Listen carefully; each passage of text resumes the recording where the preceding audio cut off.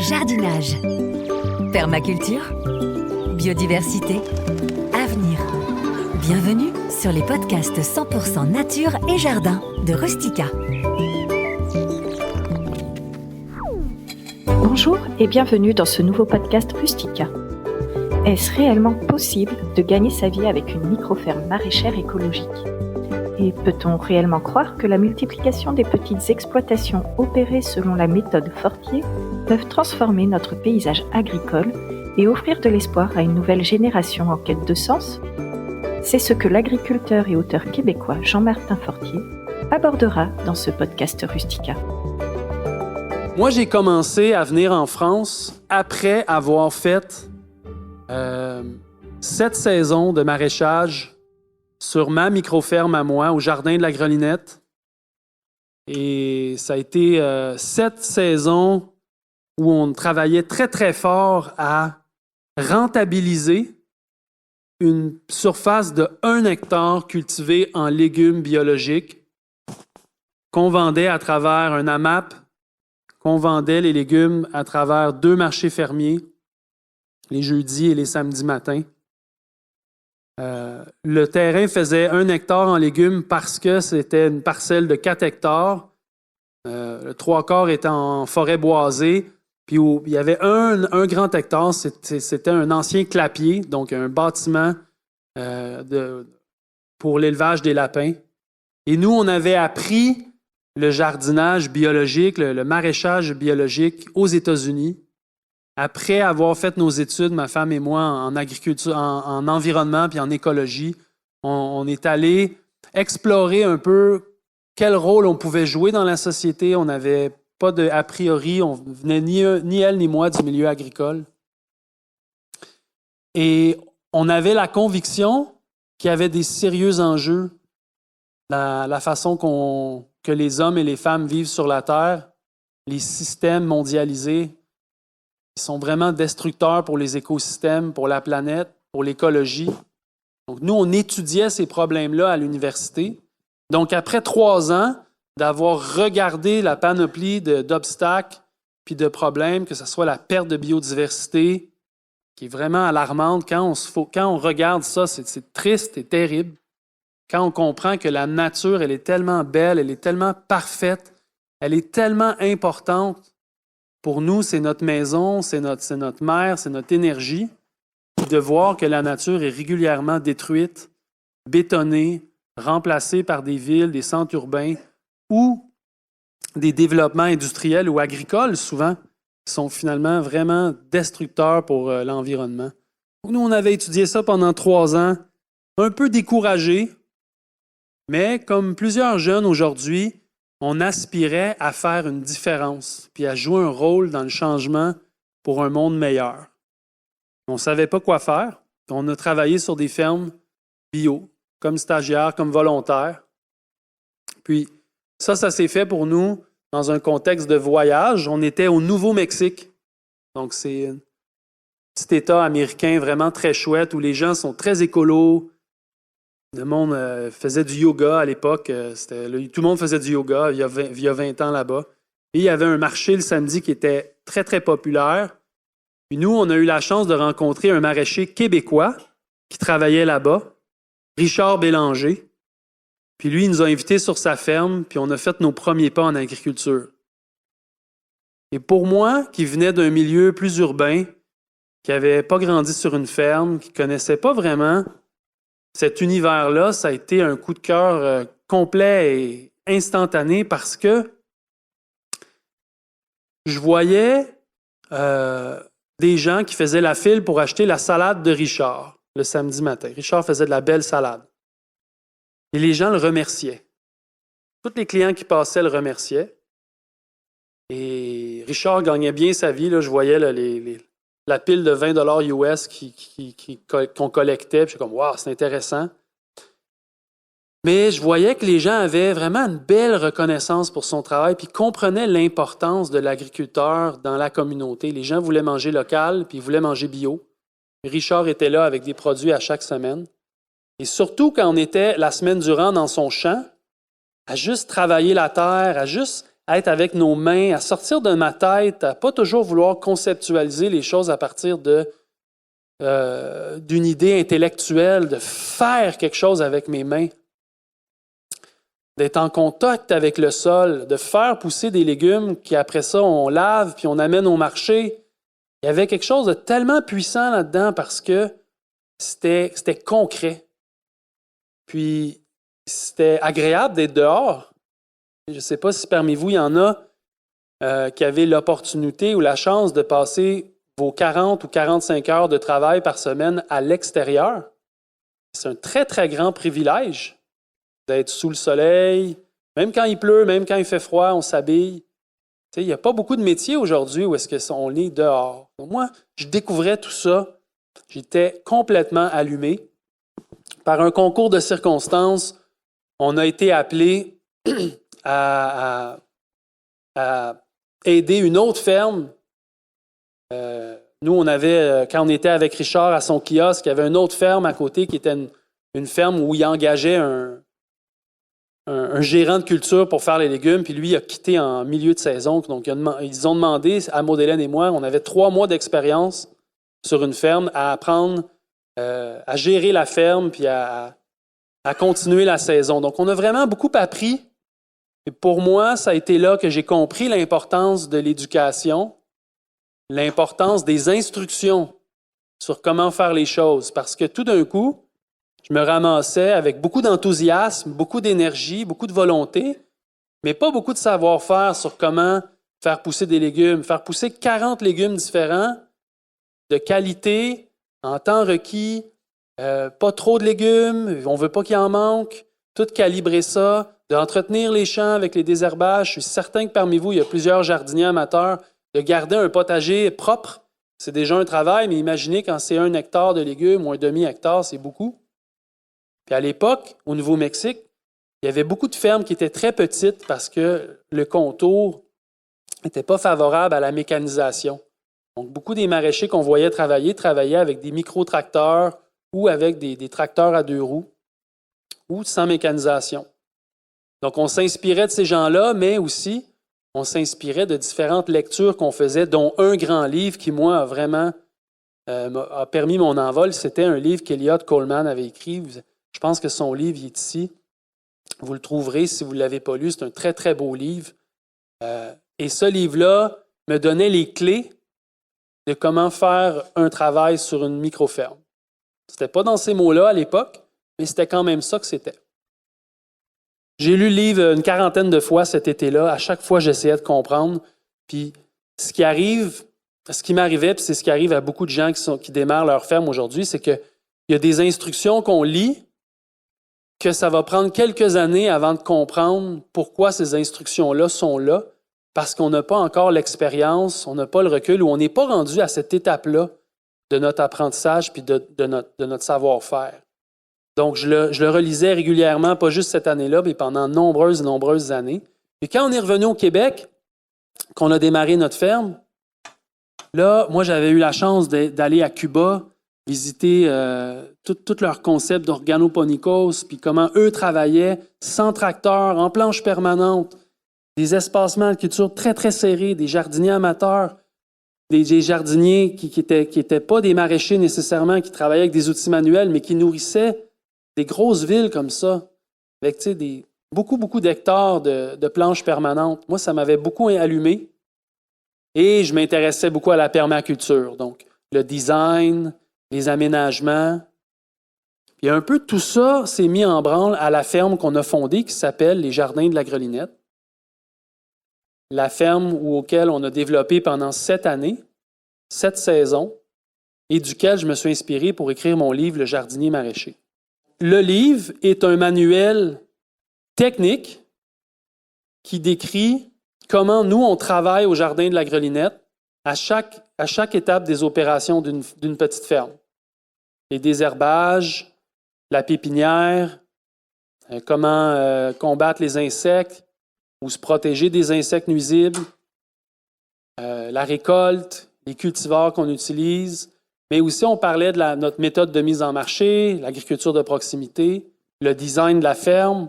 Tout ça était bien bien expliqué, je crois. Ça a fait le succès du livre.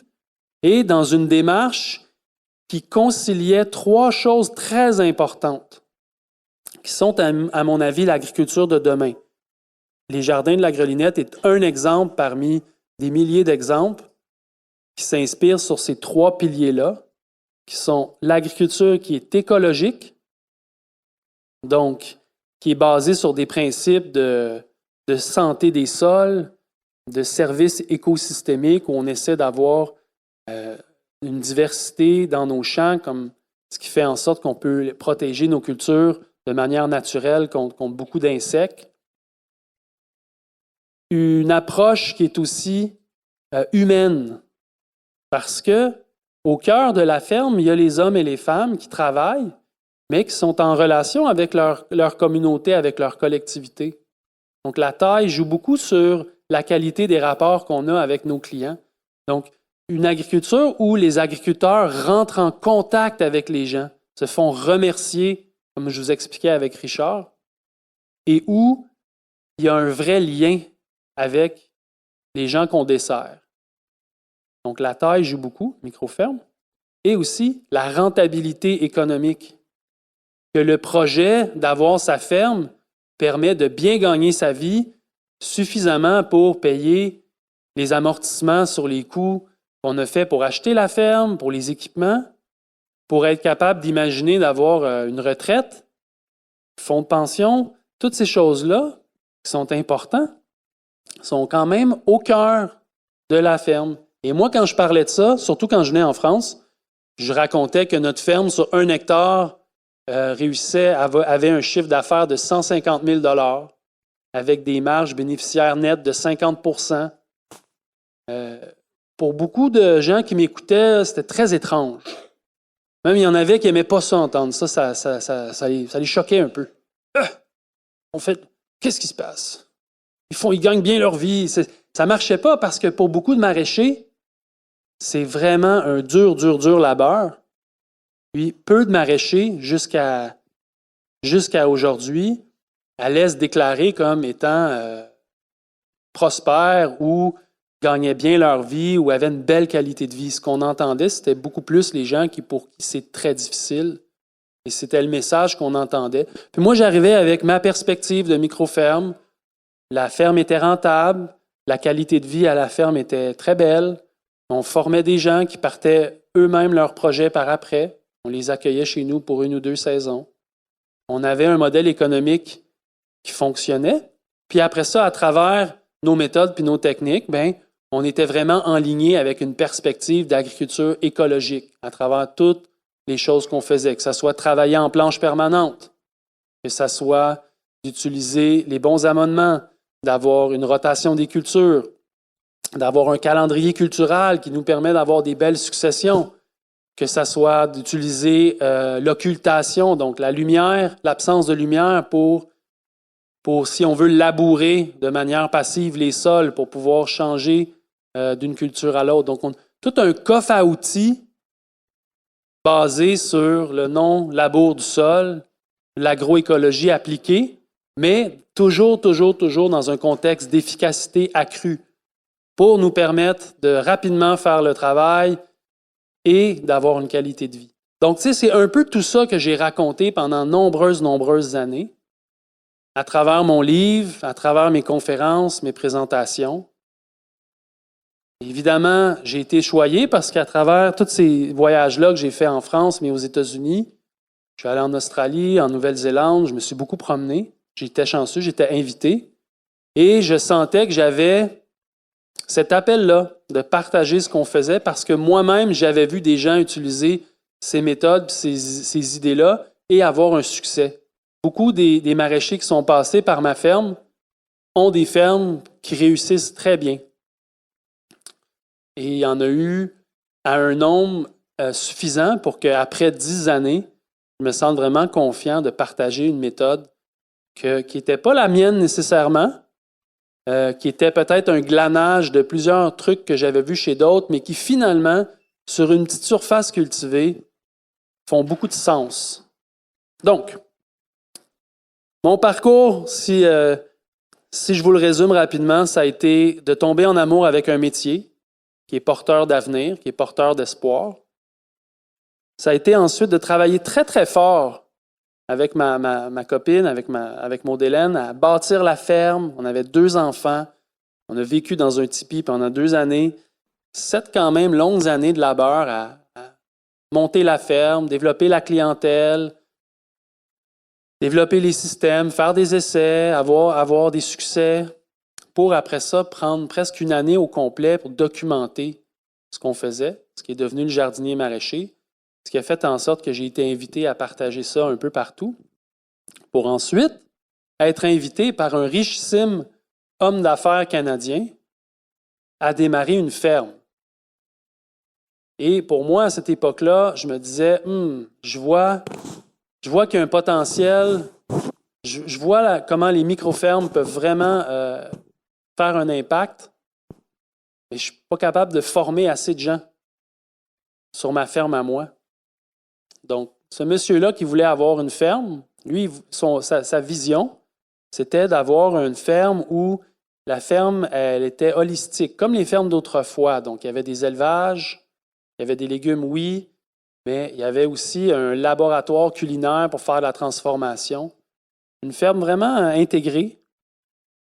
La ferme de demain, basée sur la ferme de hier, celle qui existait au début du siècle. Moi, c'est un projet qui m'interpellait, en plus que ce serait un lieu où je pourrais faire de la formation. Donc, on a parti à une autre ferme qui s'appelle la ferme des 4 temps.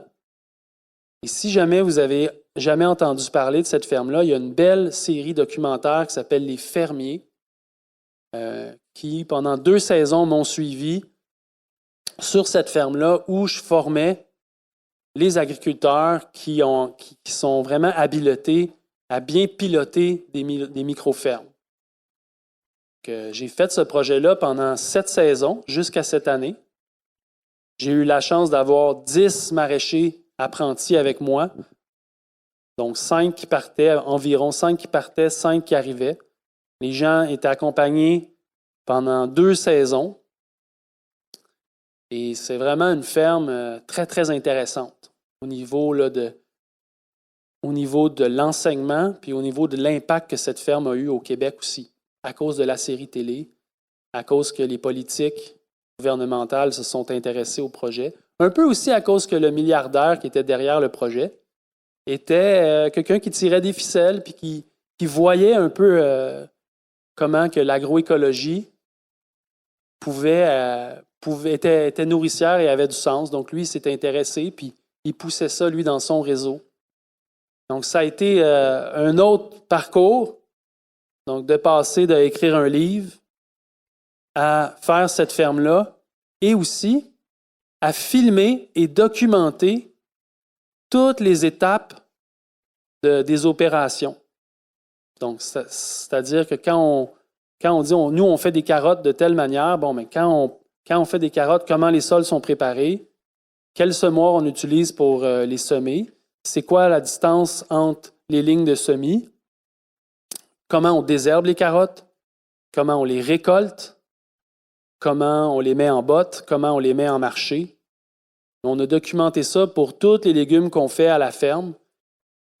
Puis c'est devenu un cours en ligne qu'on a ensuite lancé. Et là, ça l'a explosé. On a eu 400 personnes d'un coup qui se sont abonnées pour avoir accès à ces instructions-là.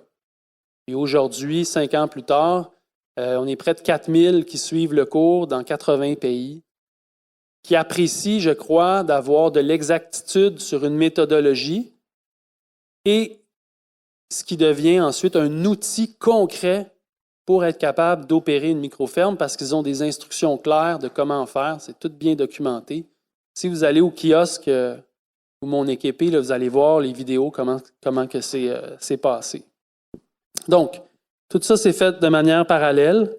Et dans mon parcours, j'ai senti le besoin aussi, parce que je venais souvent en France, puis que beaucoup de gens s'intéressaient à la microferme. Beaucoup de gens y croient. Beaucoup de gens le font. Mais peu de gens avaient vu en France comment nous, on travaillait au Québec. Donc, j'ai parti un autre projet qui s'appelle Une ferme du Perche pour vraiment mettre ça en œuvre. Et parallèlement, une des personnes qui avait travaillé avec moi à la ferme des Quatre Temps, Baptiste, qui est ici, a été, lui, appelé à faire un potager à Chambord. Le potager à Chambord, si ça vous intéresse, demain, il y a une belle présentation. On va vous montrer les grandes lignes de ce projet-là. Mais ça a été vraiment 2 projets qui ont essaimé en France avec un rayonnement pour que les gens voient et comprennent qu'est-ce qu'ils appellent aujourd'hui la méthode Fortier. Bon, ça, j'étais encore un peu mal à l'aise, mais il faut croire que quand on enseigne une méthodologie puis une façon de faire précise et concrète, c'est peut-être normal que ça s'appelle comme ça. Donc, aujourd'hui, moi, j'ai commencé à faire du maraîchage en 2002. Là, on est en 2022, ça fait 20 ans. Mon parcours, ça a été de travailler la terre, ça a été de développer des idées, ça a été de faire ma propre ferme, de former des gens à travers ça, de démarrer d'autres fermes que j'ai moi-même développées, avec tout ce que ça implique de démarrer une ferme. C'est pas drôle de démarrer une ferme, là. On aspire à avoir une belle qualité de vie, mais au début, c'est beaucoup de travail, c'est beaucoup d'épreuves, c'est beaucoup d'inconnus.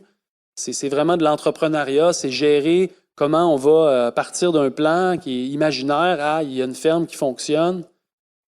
Donc, développer tout ça, ça prend beaucoup d'énergie pour après vraiment me consacrer à la diffusion de ce que je crois est une très, très bonne façon de commencer en maraîchage.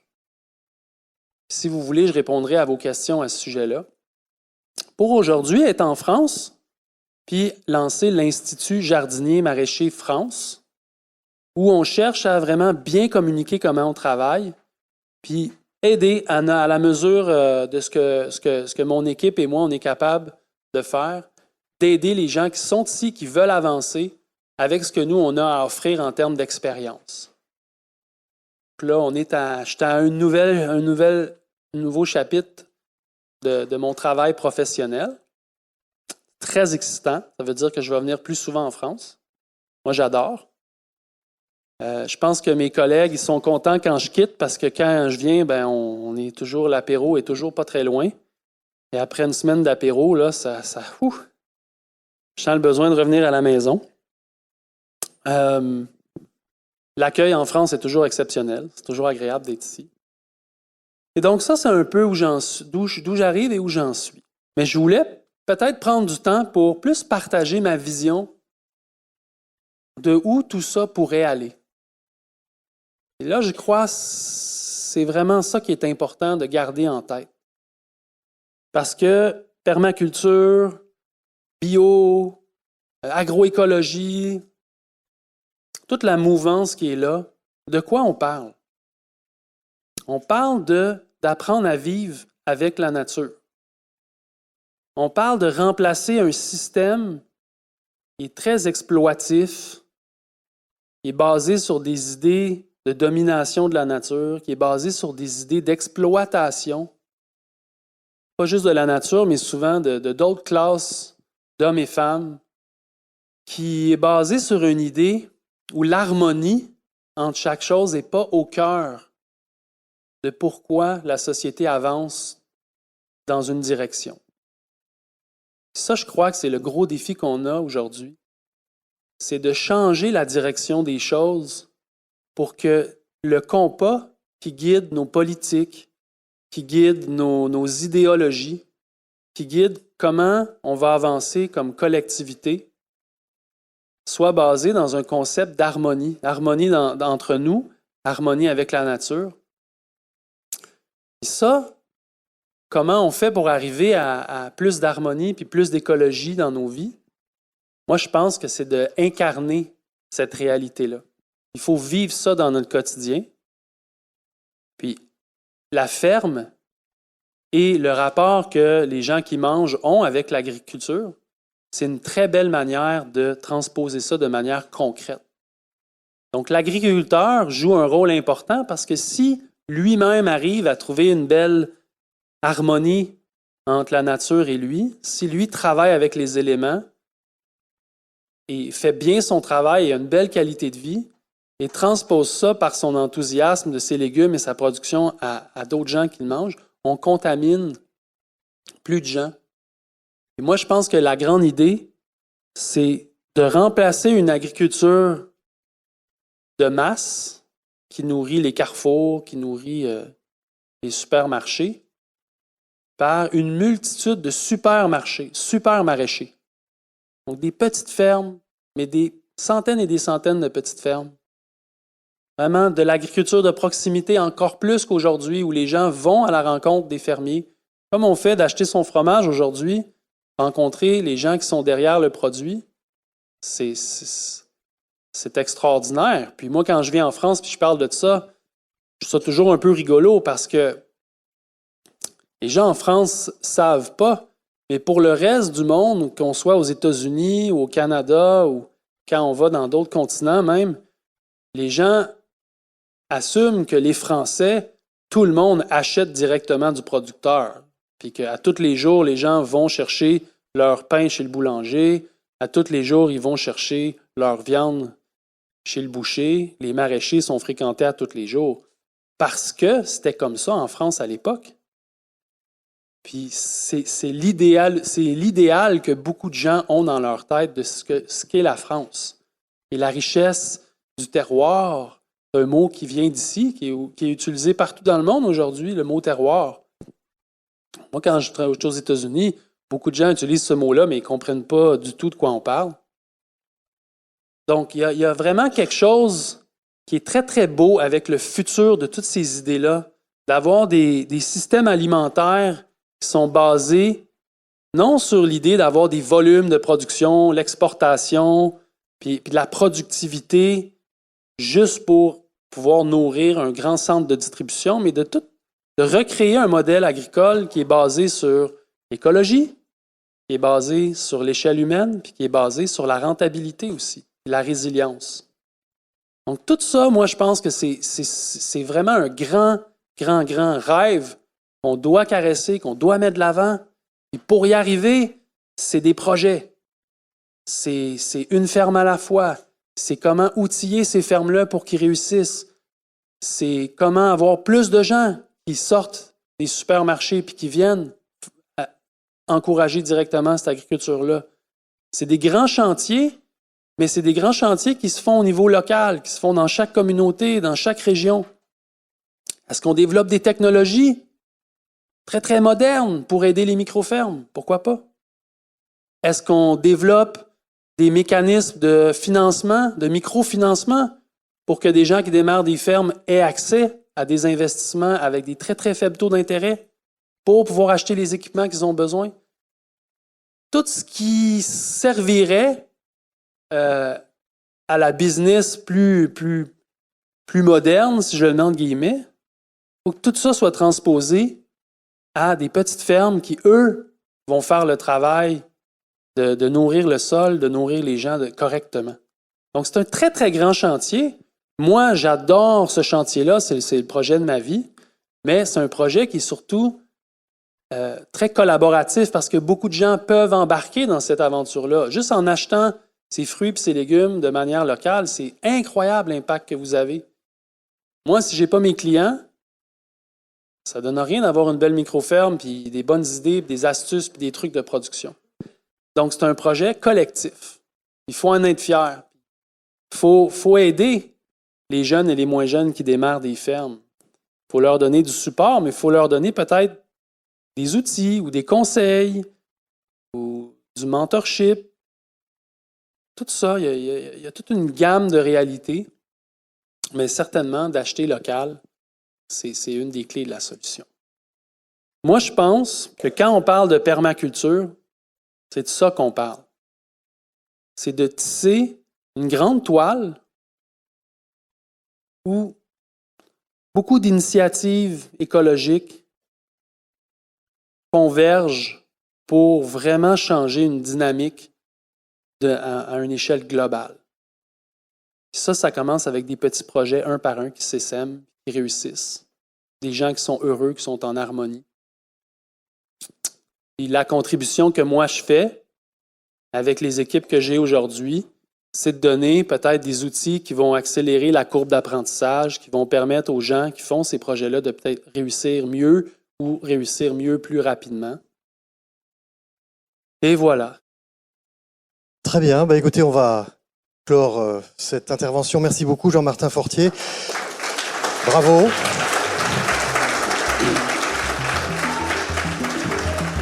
Merci. Merci d'avoir suivi notre podcast et retrouvez tous nos conseils en kiosque dans le magazine Rustica ou sur rustica.fr.